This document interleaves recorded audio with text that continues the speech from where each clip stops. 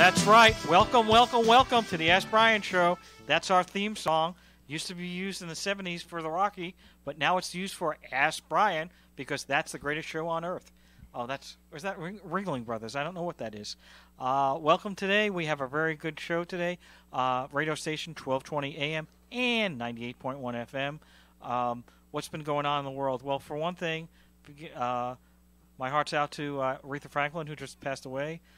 My condolences. She was a great, great, great singer. We're now going to discuss Ask Brien. Ask Brien radio show is a part of the Ask Brien website, and it's ASKBRIEN. What is that all about? Well, it's a business resource. It's a business resource that allows business owners to solve business problems. So if you have a problem and you don't know how to set up your accounting records, or you don't know how to get your first sale, or you don't know anything about a website, or nothing about technology, or you don't even know marketing or legal or whatever, you can go onto the site and you can ask a question. Other community members can answer that question for you, but the advice is only as good as the member of the community that's providing that advice. So we've added on an expert section. The expert section is people that are qualified as an expert, which is usually 10,000 hours of time, etc. They have the ability to post videos, post blogs, post ebooks, and post webinars, and have a webinar listing section. So therefore, you as a member can ask the expert a question, get an answer there, can look at the expert's blog. Maybe they have a subject matter on setting up your first accounting books, or you can maybe read an ebook on how to market your business, or you may be able to do any other thing you need for your business. The key with the community is we don't want to reinvent the wheel. Same thing with the experts. Somebody else out there probably has had the same issue that you have had in your past, and they're going to try to help you solve the problem. That's what Ask Brien is on the website, and Ask Brien radio show is a continuation of that. Each week we interview a highly specialized expert in various business areas. Today we have a very special guest. Her name is Krista. Krista, are you there? Yeah, I'm here. How you doing? I'm well, thanks. How are you? Thanks for having me. No problem. And where are you? Because we're in Santa Clarita, California. Are you next door to us, or you're a couple miles away? I'm about 3,000 plus miles away in New York City. Well, that's my hometown. I don't know if you're aware of that. It is? I did not know that. Well, I grew up in Long Island. Long Island, yes. See, I have a lot of good friends on Long Island. In a place called Roslyn. Yes, yep. My husband went to Hofstra University. We know it well. Well, that's where I used to study when I was in high school. I'd go down to Hofstra when I had a real big thing and I really needed to study a lot, or in college. That's funny. Yeah. Anyway, so let me get a little bit of your background, because I don't know much about you, and neither does the audience. So now, you grew up in New York? I did. I grew up in Westchester, New York, and I have been a city dweller for the last 21 years. So half my life has been spent in New York City. Well, you shouldn't have said half your life, but that's okay. You're only 21 now. Now you know how old I am. Exactly. Math. Anyway, so what was your first job? My first job, I was after college. Paying job after college. was first paying job. After college, I worked for the Limited organization as a store manager. I was in retail management for a long time, and that moved me into outside sales. And then I moved into the technology sector and worked for Verizon for 16 years. And then 4 years ago, I decided that I was feeling like I needed to do something different in my life, so I quit my job and went back to school and became a life coach, which is what I'm doing now. Now, at Verizon, what was your job title there, or the ending title? I was in the finance organization, and I was like the director of sales operations for the Northeast region, something or other. Wow, that's a big title, big job. Yeah, it was a big job. I had a good job. But yeah, it was. It had run its course. Let's just say that. Okay. Time to do something else. Now, currently, what are you doing? I'm a transformational life coach, and I work primarily with people who are wanting to create, embrace, and accept change into their lives, whether that is through their relationships, through their careers, in their parenting, with their kids, all the things. And that is a way more fulfilling career path than any of the others I've been on so far. Now, does any of that apply to business coaching or business consulting? Sure. I work with my clients a lot to help them maybe do some career transitions and that kind of stuff. And I also do more of a mindfulness. So I'll go into corporations and talk about, how to have better life balance, or how to incorporate, mindset and mindful practice and all that kind of stuff into their career journeys. Before we go back to that, I definitely want to explore that area. Sure. Many of our listeners are small business owners. They may Yep. have a small store, not as big as the Limited, Right. and not as big as Verizon. Right. So my question to you is, how do you help, for instance, I always use this example. People always say, do I have a bias against this? Because I have no background at all, but I always say, you have a furniture store in Santa Clarita, which is where we are, which is northern Los Angeles, and I say, so how could somebody who owned a furniture store benefit from your services, and what types of things can you provide to that person? Well, I think business coaching is something fun to do, and it's very interesting when you're going into a smaller organization, because you get to really understand it from a very granular level. Like when you're going into a high-level organization, there's a lot of branches to that tree. So when I'm working with small companies or, one-on-one with somebody, it really is all about peeling back the layer of the onion of what it is that they want to accomplish. So if you're a small business and you are looking to increase your sales or, grow your business, I often, start with who is your ideal client, and let's identify who the people who are the people that you want to shop at your store, because every retailer out there has an ideal client. It doesn't matter if you are, Neiman Marcus or if you are Walmart. There is an ideal client for every person. So, we peel back the onion that way, and we talk about who your ideal client is, who you want, to shop in your store or to buy your services, and what kind of strategies we can put in place to make that happen, whether it is your marketing strategy, your social media strategy, your visibility strategy. There's all kinds of things we can do to improve your, marketability to, consumers. So what if somebody the furniture store says, you know what, I don't know what my ideal client is. I guess somebody who's moving into the neighborhood, a young family, and they don't have any furniture, but I don't know who my target is, because the guy down the street who's 80 years old may have $10,000 to pay on that chair, and the family may be brand new and they need all the furniture, but they have no money. So I don't know who my ideal client is. So how would you figure out, how would you help that person identify that? So I think what we would want to do is take a look at the demographic of your neighborhood, right, and try to figure out who is shopping in your neighborhood, where your location is physically located. Are you located on a main street in downtown, Santa Clarita, or are you in a mall? Are you, we have to figure out that kind of stuff. Demographic.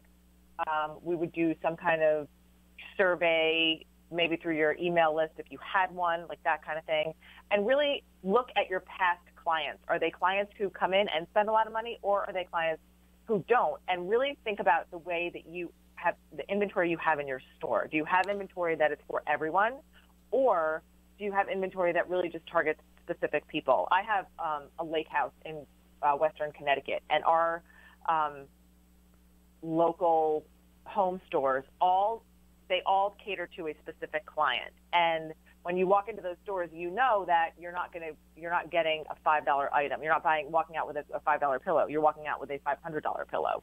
So, and those clients shop at those stores for specific reasons. And if you're a young family and you are shopping at a store and you're looking for, a bargain on multiple items, then you need to find that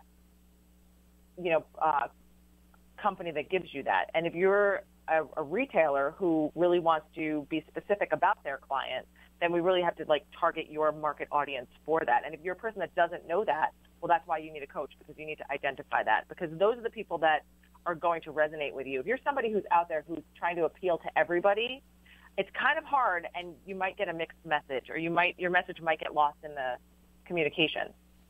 Basically, the niche theory, and when you're a generalist, you're a master of none concept. Right. Yeah. Yes, definitely. So that definitely applies. So, what type of methods? So, I don't want to drill down too much, but yeah. We do have some time here. So, for that furniture store, you might conduct a survey and send out an email to everyone on the email list. What type of items you're looking for. Do you want a chair? Or, are you expecting to buy a new piece of furniture in the next 12 yep. months? Or, if you can't afford something, would you be willing to pay it on credit? Those type of things, right? Yeah, and I think also putting some demographic information about yourself in that survey, right?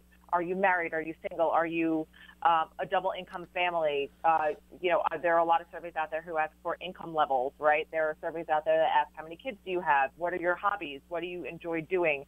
Like that kind of thing. Because then when you get those answers back, you can say, okay, we got 100 answers, and 50 of them are in this income bracket, and 50 of them are in like 3 different income brackets or whatever. And you go with who answered the most. And then you say, okay, out of those 50, they have kids and they are interested in sports and they want stuff like for outside and they're entertained and they do that. Like you have to ask a bunch of different questions. Like we do surveys all the time. But I think those things are really helpful when you're trying to niche down and try to figure out who it is that you're speaking to in your audience. Now, once you find that ideal target customer, all right, then how do you use that to, I guess, increase your marketing, increase your sales, or get bigger? So, typically what you do is you put a marketing plan together and you make sure that your social media is all, cohesive and moving in the same direction. You don't want to have different things on Instagram than you have on Facebook. You want it all to be, pretty fluid, and you want to start having conversations. So, back to that email list, because those things are really important. Having communication with your customers, talking about sales, talking about new items, talking about special events that you might be hosting in the store. I always find that I personally love when some of my favorite local retailers do like a wine and cheese night to come in and like check out our new merchandise, our new spring line, or our new, whatever. Summer's coming. Let's come over and like check out our new patio furniture sets or whatever, and then host have a little happy hour happening at the store. When you're doing more personalized customer service things like that, people tend to respond very favorably. Now, you said you touched upon basically consistency, trying to be consistent among social media. So yeah. How are you consistent in the sense of, my LinkedIn profile, I have certain information I have to put there. I might have an Instagram account, have a story there. Yep. I'm posting, more frequently, I guess, on Facebook. I have a Pinterest, which looks similar to Instagram. Yep. I mean, Yep. how do you put that all together so that it is consistent and you're not going in 5 different directions? So you use different programs to help you post that stuff. So I personally have employed people to do my social media for me. So, I do all the content for it, and then they just design it and schedule it out to be posted in different places. This way you're not spending all of your time during the day. Oh my gosh, it's 2:00. I have to do my Instagram post. Oh my gosh, it's 2:00. I have to do my Facebook post. So there are different mechanisms that you can put into place, as long as you have the availability to do that for yourself. If not, and you're a one-person show, then it takes a little bit more time. And you should you should look into programs that are organizational tools to help you, stay on track with that kind of stuff. So I use a thing called Trello. And Trello is really helpful for me because it keeps all of my social media in one space. And it helps my assistant put it out there for me. Like I'll put the pictures up and I'll put the content up, and then she'll make a pretty graphic, and then she'll, schedule the posting out for Facebook, Instagram, LinkedIn. I don't have a Pinterest board because I'm not that into Pinterest, but all my other social media, my Twitter, it all goes out at the same time, or she staggers it for different times based on, demographic research saying, oh, people are on Facebook between lunchtime, 12 o'clock and 2 o'clock Eastern time. So that's when a Facebook post goes out.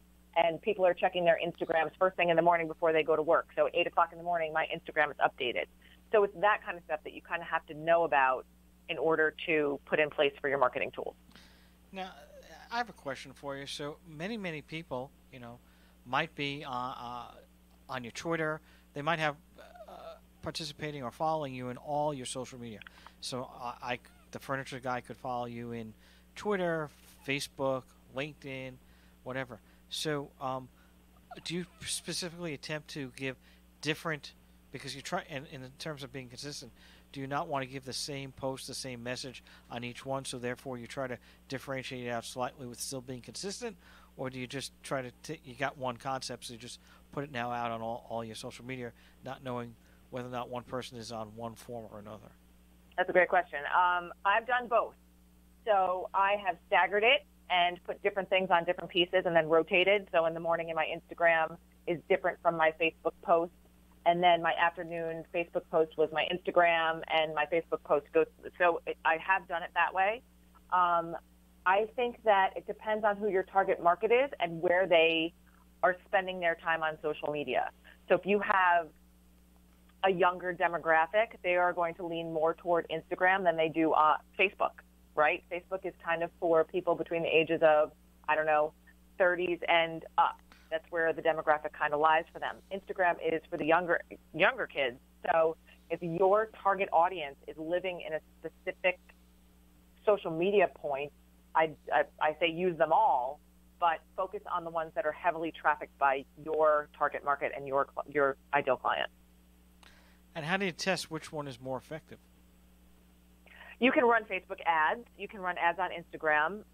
There's analytics through your websites that you've set up. I use Facebook ads and Instagram ads all the time, and I get a lot of feedback from them, and they have really good analytics behind them to be able to tell you where your traffic is coming from. You're listening to KHTS 1220 and 98.1 FM. A couple more questions we have before we're going to go break in about 8 minutes, I believe, 7 minutes. Okay. So next question I have is, how did the things that you worked on at Verizon and your prior and Limited, how did that help you in your current business? So, I started out in management right out of college. So I started learning how to, deal with people and work with people. And as my career progressed through the different corporations that I worked for, and my positions got higher and bigger, my responsibilities got bigger, the one thing that I realized I was good at or really enjoyed doing was coaching other people and helping other people or people that were working for me, with me, develop their skills and get better at what they wanted to do, whether that was in their personal lives, in their professional lives, or whatever, because it all kind of blends together when you're coaching and you're teaching and you're leading. And so I think my past lives in my corporate jobs, in my professional life, really helped me hone in the skills that I needed to move on to start my own business and become a professional coach. Earlier, we were talking about who your ideal customer or target person is, right? Mm-hmm. Who's your ideal target person? So I actually am super passionate about helping other people, men, women, and I'm really focusing in on teenagers these days. I'm helping them embrace, accept, and create change in their lives, whether it is through their relationships, their careers, their personal lives with themselves. I am a testament to that because I left a very long-standing career with a big company and completely reinvented myself. And so I know that It takes a lot of work to do it, but you can actually do it and be successful with it. And the message that I share with my clients and with my friends and with my family all the time is that, if you have the patience and you have the work ethic and you have, the foundations in place for wanting to, create change in your life so you can have the life of your dreams or be a better spouse or be a better parent or have a new career trajectory. You can do all of that with, really simple tools and just a lot of patience and focus. Now, that's very interesting. How did you create this target person? It's funny. I created this target person through trial and error, honestly. So when I started coaching, I was working with a career coach myself, and she was like, you totally need to be a life coach.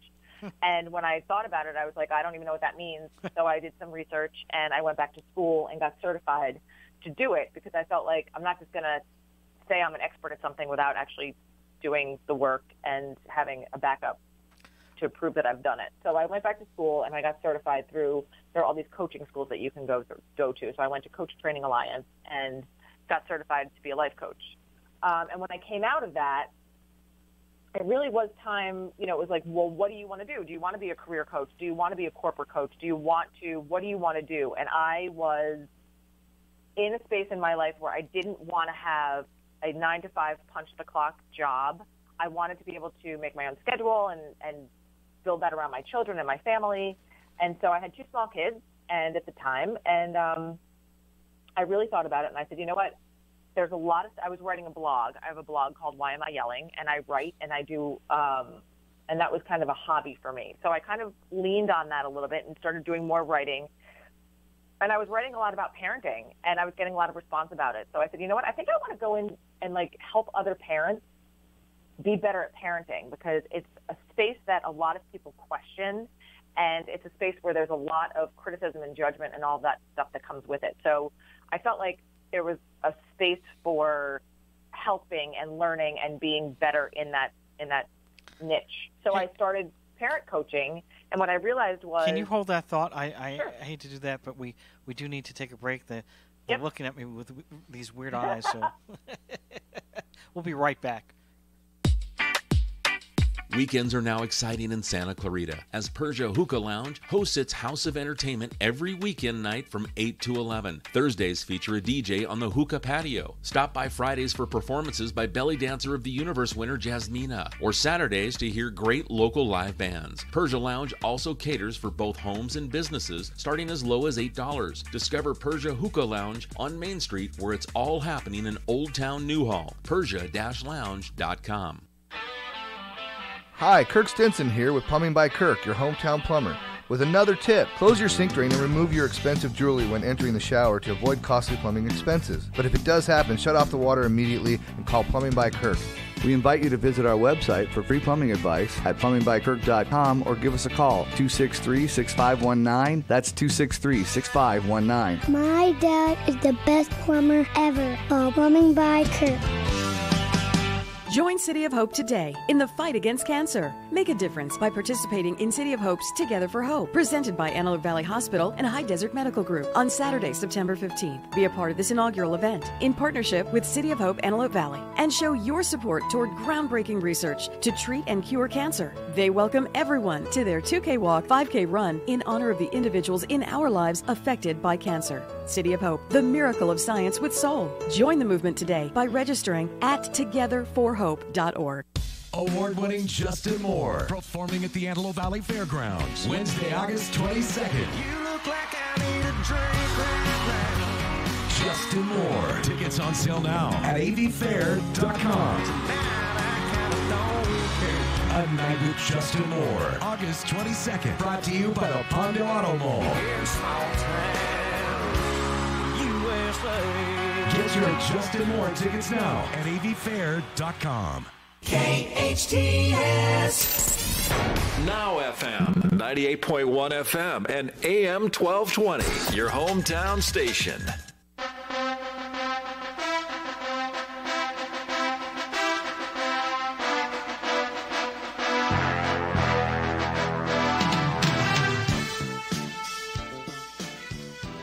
Steps of City Hall. Oh, sorry, that was Rocky. Welcome back, KHTS 1220 and 98.1 FM. We have a great guest, life coach. Krista, you there? I'm here. You were just finishing up. I didn't mean to go right back into it, but That's okay. you were finishing up, and you were talking about things that you love and what you're really working on right now about this yelling thing, and I just wanted to get more information about that. So I lost my train of thought, so I'm going to pick up a new thought. So I started my business basically as this is where I'm in my life, and this is what I want to help people with. So I started parent coaching. What I realized was most people didn't need help with their parenting. They needed help with their own personal relationships within themselves and with the people they were parenting with. So I've kind of evolved my coaching practice into something a little bit bigger. And the programs that I have are based on life experiences that I've gone through with myself and with my clients. So right now I am, it's back to school time. So I'm focusing a lot on helping parents ease their kids' back to school jitters and their back to school jitters, and really trying to help make it a fun experience for everybody. So I've got a contest happening right now. And if you go to whyamiyelling.com, you can sign up for a free video that I have out there for everybody. And it's called 5 Ways to Make Back to School Fun for Everyone. And it really is just full of tips and tidbits and tools that you can use starting today to help ease the jitters in your home, not only really for back to school, but for all the other things that you do at home. And then that enters you into a contest to get a 90-minute coaching session with me. Say that 10 times fast. 10 times fast. 10 times, oh, sorry. Yeah. So right now that's what I'm doing. I have a book coming out in the fall about relationships. It's going to be the first in the Why Am I Yelling book series. So I'm excited about that. And I really do, I'm committed right now to spending my time talking to, I have a 12-year-old, almost 13-year-old. And so, I am very, very aware of the changes that are happening with him and his friends, and in that niche of time period for these kids. And I really feel like our kids are missing out on life experience these days. They're so focused on competition and, social media and academics and trying to be the best at all the things that I feel like there's so much pressure on them to be high-level achievers and performers. And it's really leading to, I have a friend who is a psychologist, and she studies depression and anxiety in teenagers. And she and I have had a lot of conversations around this. So I know, stats and things. But it leads them to a lot of unnecessary anxiety and stress. And so for me, I don't want my kids to have to go through that. I don't want any kid to have to go through that. I want my kids to enjoy their life and enjoy their experiences and really learn from what they've gone through so they can make themselves better. So I created a program that I take to schools and to youth organizations and also to women's groups and whoever wants to listen to me talk about it, really about there's 5 foundations, and we talk about goals and dreams and how to set attainable goals to make your dreams happen. We talk about mindset and why it's important. We go into communication and life balance and empowerment, and we walk out of it with a better understanding of why life experience is so important and why having a strong work ethic and having patience is key in anybody's success for their future. And why is that? I think it's because, with life experience comes the idea that you have to learn how to pick yourself up when you fall. And as parents, we want to, I don't know if you're a parent. Can I ask you that? Are you a parent? I'm not, but I was actually making an analogy towards sports. So we're going to go into that in a second. But. Oh, well, that's awesome. So I just talked to a sports organization not that long ago. Because it really is about learning how to dust yourself off. And I think, I'm a mom. I have 2 kids, and I get it. There are parents out there. There's a lot of parents out there. We want to wrap your kid up in bubble wrap, and we don't want to have to, ever have them experience hurt or failure. And I think we're doing our kids a disservice by allowing that to happen. Because if our children don't learn how to get up after they've fallen down on the playground or, overcome failing a test, because guess what? Failure is part of life. And if we look at it as a learning experience, Yeah, I think we do. We do a lot of coddling to our kids and to, certain generations. Yeah, there's a lot of coddling happening. And I think that it is not helpful to be a coddler. I think your kids have to learn. They have to learn what life is about. And if they're not doing that, it's going to be a detriment to them as they get older and get into adult world and actually have to get a job. And when they start facing rejection, they're not going to know how to handle it. So do you think, from what you just said, I would gather the most important trait that people are missing out on, if that's the situation, and applying into business, would be persistence.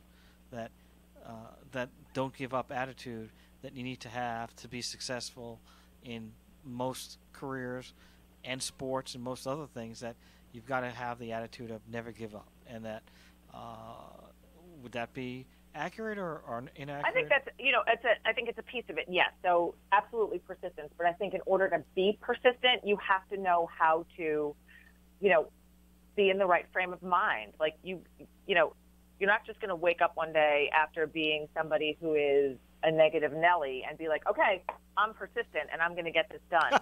You have to learn, right? You're not.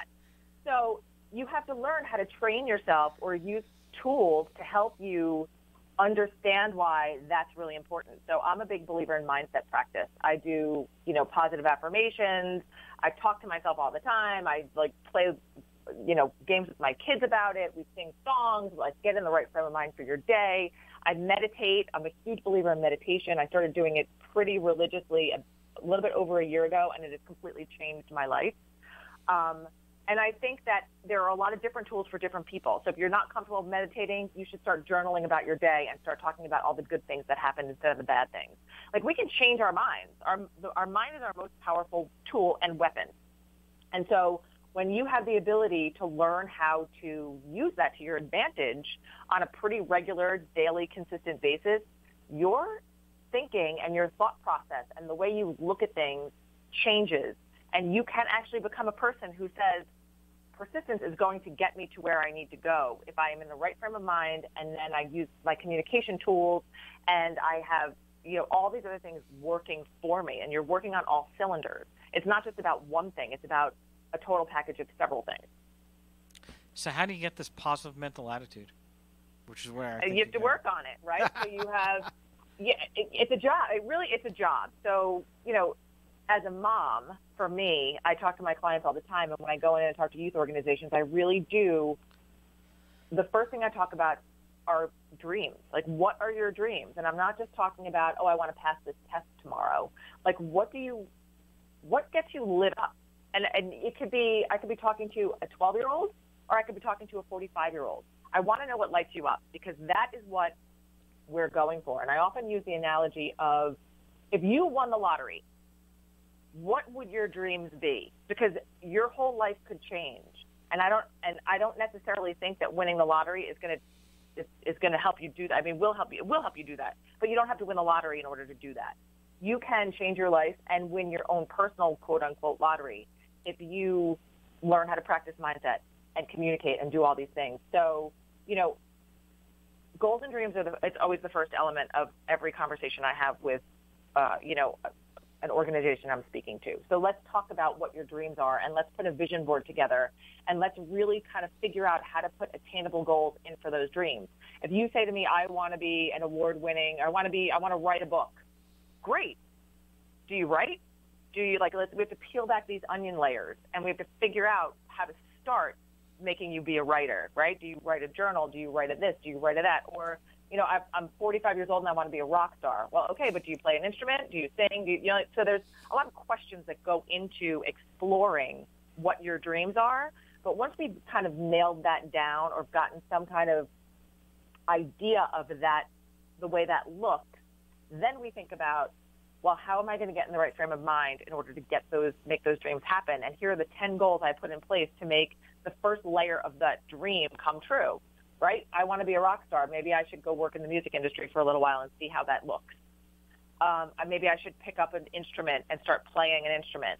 Maybe I should go learn how music videos are produced, or start watching YouTube videos. There's all kinds of things you can do to make your dreams come true. as long as you know what your homework assignment is. How do you find out your homework assignment? Well, you have to sit down and put your plan together, right? So if I'm standing in front of you and I'm talking about goals and dreams, and you say to me, what do you want to be when you grow up? And someone says to me, I want to be a nurse. Okay, great. Well, you have to go to school for that, and you have to, have a liking to people, and you have to, you have to be smart and know how chemicals work and chemistry and all the things that go into place for that. So you put your plan together and you say, okay, this is really where I want to focus. So these are the 10 things I need to make those things happen.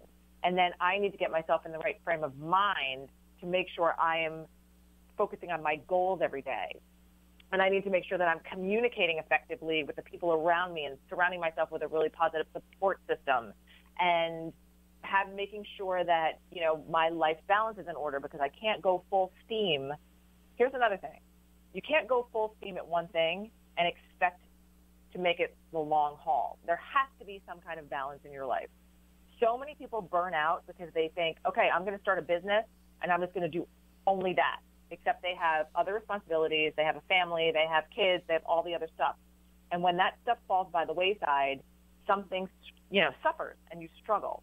And so if you have a good life balance, or, a decent life balance, and you're working on making it all come together, you are a little bit ahead of the game. So there are definitely a lot of pieces that fall into this puzzle. It's not just you wake up one day and say, I'm going to make this happen. Like, you have to work for it. It's all work.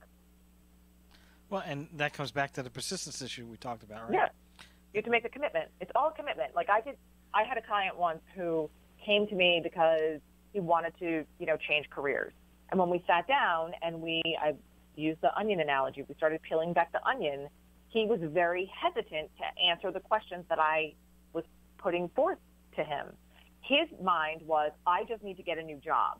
And my mind was, you clearly don't like the line of work that you're in, because you're answering all these questions in a way that's making me lean toward that. But you are hesitant to make that change because you're afraid of it. You're scared that it's not going to make you enough money. You haven't figured out how, if it doesn't make the same money that you make currently, how you're going to bridge that gap. You have 2 kids at home. You have all these things, right? And so if you're hesitant to doing the work and making the commitment, you're not going to get the outcome that you desire because of your hesitation. But if you are somebody who has been working on their mindset, who has been doing the homework, who has been saying, okay, I'm going to commit and I'm going to make this happen, and I'm going to figure it out. I'm going to figure out how to make this work. Then you'll be successful if you do the work. I think those are excellent points. I really think, though, that if you're changing jobs, the reality is highly unlikely that you'll be able to change a job and be making what you were making, unless you're a student, right away. Totally. You have to build it up. You're starting a new occupation. That's a completely different thing. Now, it doesn't mean that's different than, hey, I'm a lawyer in house. I'm a lawyer going on a law firm, a lawyer, whatever. You're still a lawyer, right? But if you're a lawyer now, you want to be a doctor, or you want to be an accountant, or anything else, you got to build up your whole practice. Now, you may have contacts, you may have help because your prior career maybe can lend itself to that career, but otherwise you're starting from scratch. So I think yeah, I mean, listen, you can't have champagne and caviar expectations when you're redoing your life. And I think that if you do, you're setting yourself up for failure. So you really do have to sit down and make your list and analyze what it is that you truly want. Are you willing to sacrifice some of your lifestyle, or have your spouse or your partner, if you're in that situation, help fill in the gap? Are you willing to maybe get a part-time job to help fill in the gap? There are all kinds of things you can do, right, to manipulate that in your favor. But I often tell my clients, like you just said, if you are going to make a completely different career change and you're going into a different industry or whatever it is, and you might have to go back to school or whatever it is, you have to be prepared. So it might take you might say, okay, listen, I have 2 friends who do this. I have one friend who was in TV production, and then she wanted to be a doctor. She literally was like, okay, I'm going back to school full time to be a doctor. and she was in her 30s. Wow. And yeah, and I have another friend who did the same thing. She was in the medical field, but she wasn't a doctor. So she was like, okay, I'm quitting my biology teaching, and I'm going to go be a doctor. I'm going to medical school, and I'm going to have all these bills, and I'm going to do all this stuff, and I'm going to come out, and I'm going to be a doctor. And they were both in their mid-30s when they did it, and I applaud them both hugely for it, because that is an unbelievable endeavor to have to do, and an expense to take on all the things. But when you realize that this is what you want to do, you figure out how you're going to do it. Well, especially if that's your passion. By the way, I did want to bring out a point that you just mentioned that I don't know if you're aware of, but in the Wall Street Journal today, they just made a report that New York University medical students will never have to pay tuition again, because they have enough of an endowment that even if you have the funds, or even if you have to take out student loans, it doesn't matter. They're going to take care of the tuition for you. So I did not know that, but note to self, tell my 12-year-old son that he's going to NYU Medical School. Exactly. If that's his passion. I have no idea he's 12. He wants to be a soccer player. What do I know? Yeah, exactly. Everybody wants to be something different. What is the name of the book? So the name of my book is called Why Am I Yelling? Because Relationships. And it's about the 5 elements we all need in our lives to have the relationships of our dreams, starting with ourselves. So it's not about one specific relationship. It's about all of them. And there's not really, I approached it as a life coach and wanted it to be experiential. So there's, life stories about myself and about my clients and about friends and all that kind of stuff in there. And it really does talk about, the most important elements in relationships, and why the relationship you have with yourself is the most important relationship you're ever going to have, and how to build on that and create great relationships in your life with all of your relationships, not just one specific. So I talk about parenting. I talk about my relationship with my kids. I talk about specific time periods in our lives that may have been challenging, like getting through adolescence and having, romantic relationships that may have failed, and relationships that we have lost that we can't ever get back. So I'm in love with the book, because I don't think there's anything out there like that. And I have an unbelievable editor who has just turned it into something way more magical than I ever thought it could be. So I'm excited about it. I think it's something that a lot of people will learn from and will resonate with and can get a lot out of. And where can somebody purchase that book? So it's not out yet. We're just about finished with editing. It was supposed to be moving forward in September, but we have to push it back a little bit because my summer got a little bit convoluted. So it will be available on my website. I'm self-publishing, unless you know a publisher out there who wants to talk to me. So I'm self-publishing right now. So we're shooting for October, a fall launch, so you can buy the book for all of your friends for Christmas. So you can get it through my website, and you'll be able to get it on Amazon and BarnesandNoble.com. And I have some friends who are very generous and have their own stores that are willing to carry it for me and that kind of stuff. So as soon as I have it available, I will let you know. And what is your website where they can buy the book? Oh, you can get it at whyamiyelling.com. And if you go there, you can get on my wait list. So you can just click on the link and get on the book wait list, and I'll let you know when it's available. And when you say why, it's W-H-Y, not the letter Y. Yes. Why, like the question, why am I yelling? Well, that was my question to you. Why are you always yelling? I'm not always yelling. So yelling for me, the definition of yelling for me, because I'm a loudmouth Italian girl from New York, and I speak at a much higher tone than a lot of people in real life all the time, is about passion. And so we yell for so many different reasons, and it doesn't necessarily have to be the bad ones. We yell because we just had babies, or we have a friend get married, or we're celebrating a win, or whatever it is, right? So it's a universal word for passion for me. Well, we're going to be right back in about 2 minutes, I believe, and then we're going to finish up the interview. You've been excellent so far, and we'll be right back. Do you ever listen, but you're not really paying attention? Sort of like what you're doing to me right now. This is Alex Urbina, your advanced life coach specialist. One of the most frequent questions I hear is, what is a life coach? Well, tune in every Friday at noon to learn the value of having a coach and listen to a live coaching session on the radio. Right here on your hometown station, KHTS. Fruit arranged like flowers? What a delicious idea! Edible Arrangements specializes in creating a variety of fresh fruit arrangements overflowing with fresh, hand-designed fruit and filled with strawberries, pineapple, grapes, cantaloupe, honeydew, and seasonal favorites. Made to order in a size you select and ready to eat and enjoy. You can even add chocolate to any arrangement. Edible Arrangements is always fresh, always appropriate, and always appreciated. Order yours today, 253-0052 or ediblearrangements.com. Edible Arrangements is on Soledad near Bouquet Canyon. If you're in danger of losing your home to foreclosure, you need an expert. Hi, I'm Rich Sherman with Alta Realty. I've helped hundreds of Santa Clarita residents save their homes completely for free. I've got just over 20 years experience and a loan modification success rate of over 80%. I can negotiate better terms with your bank and I can save your home from foreclosure. And again, we do this completely for free. So if you're in any danger, please call me today at 661-714-1400. That number again is 661-714-1400. I'm Rich Sherman with Alta Realty, and I'll be happy to help you save your home for free.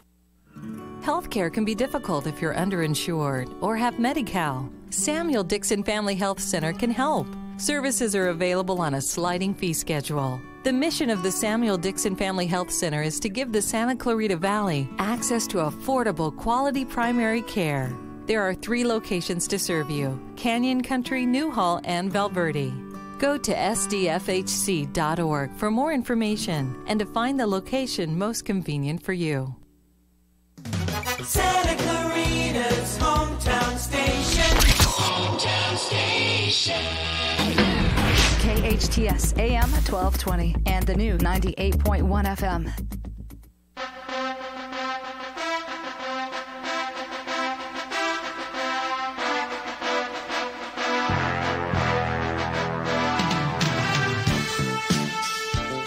Welcome. KHTS 1220 and 98.1 FM. We have an extraordinary life coach, Krista. She's on the line. We've been discussing a whole bunch of issues. We started out with the target customer for a furniture store to Krista's great best-selling future book that'll be out very, very shortly that we encourage everyone to buy, and a whole bunch of other issues. And I've had a great time, and we still got a few minutes left, and I wanted to go over a couple more issues. So, awesome. Here's a question for you. Sure. This is off the rack, not anything we've ever discussed. Okay. Where do you get your clients? I get my clients from a lot of different places. I do a lot of social media posting and a lot of live videos and stuff, and so I have a lot of clients that resonate with me and my message when I post on social media or I have a video happening. So I get a lot of clients from there. I get a lot of referral clients. When I do speaking engagements and that kind of stuff, if somebody sees me there, they refer me to somebody else, and that kind of stuff has been happening a lot more frequently these days. And that's pretty much it. How did you get your first client? My first client was through social media. I was doing some social media postings. I think it might have been a blog post. And she was on my list. She was on my email list. And I had sent out like a newsletter. I think it was my newsletter. My monthly newsletter came out, and I had some tips in there. And she reached out and said, I really enjoyed this newsletter, and your tips were great, and I think we should have a conversation. And that became a 6-month relationship. And I have a tendency to become friends with my clients, so now we're all one big happy family. And for somebody that wants to become a client, they would go to your website? Yeah, you go to my website and you schedule a 30-minute, complimentary consultation call. It's really just a getting to know you, kind of see if we, would jive together, the kind of conversation we have, like what you're looking for, what you're wanting to improve or change or get inspired by, and all that kind of stuff. And then we go from there. And it's very conversational. It's much like the conversation we're having right now. A lot of off the cuff, not very formal and formulaic. Like, I really just like to have conversations with my clients and really just start to talk about what it is they think they need. And then by the end of our first conversation, we're talking about what it is they actually need. And do you create a plan for them, or you have them create the plan as their homework? We do it together. So it depends on what you're coming to me for. If it's a career change, then there's a lot more homework involved because I'm going to ask you to update your LinkedIn, and I'm going to ask you to do a little homework on, corporations that you want to work for. Like, I'm not doing the homework for you. You have to put in the work, but I will help guide you through it. But if you are interested in making a life change and working with me in that way, then it's a lot more conversation and a lot less like structured homework. Like, there'll be, questions to think about for next time and that kind of stuff. But it's not like, okay, I have to go and update my LinkedIn profile kind of stuff. And how many people working at your company now? It's me, and I have an assistant who works for me virtually, so she lives in another state, another city. And when I need, I have a PR team and that kind of stuff. But you're looking at her. So basically, it's not a one-man show, but it's pretty close. I'm a one-man band. Yeah. I've got it's me, and I've got a couple of helpers. Well, helpers are always important, right? It's very important. You can only go so far in life as the people that are with you. That's right. You can do a certain amount, but you have your limitations. Yes, that's true. Do you go outside of New York to tour or speak to people about things, or you just do everything from your home base? I travel all over the place. So in the fall, I'm starting a little speaking tour about it's called Inspiring Transformation for Teens, and that's the program I was talking about earlier about talking about goals and dreams and mindset and communication and all that stuff. So I'll be in Massachusetts for a few schools. I'm working with the Department of Education in New York City right now to go into high schools and stuff. I'd like to speak at the college level also because I think those kids could use some of these conversations. So that stuff is happening more frequently and coming together more quickly these days. So yeah, I'll go anywhere. You go anywhere to teach somebody something. Yes, I don't care. I'll go anywhere. And we're coming up towards the end of the show. Just repeat your website address. It's www.whyamiyelling.com. All one word. And she's not yelling, guys. I'm not yelling. It's all about the love. And follow me on social media. I'm whyamiyelling_ on Instagram, on Twitter, and on Facebook. Well, and maybe you can leave in the comments why you chose the word yelling. Yes, I will do that. All right. Thank you very much.